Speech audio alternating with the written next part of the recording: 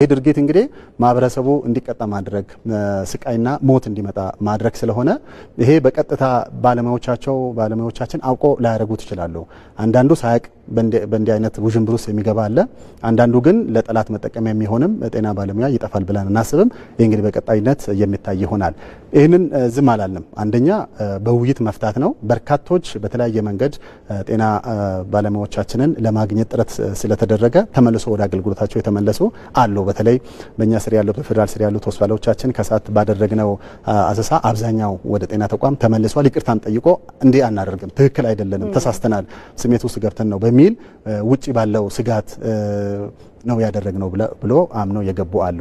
አሁንም ግን ውስን ያልገቡ አሉ። ስለዚህ በቀጣይነት የምንወስደው ህጋዊና አስተዳደራዊ እርምጃ አንደኛ በአስቸኳይ መምጣት አለባቸው። ካልመጡ ግን ያው የፕሮፌሽናል ላይሰንስ አለ። ላይሰንሳቸውን ይዞ መቀጠል እንደሚከብድ በዚሁ መናገር ፈልጋለሁ።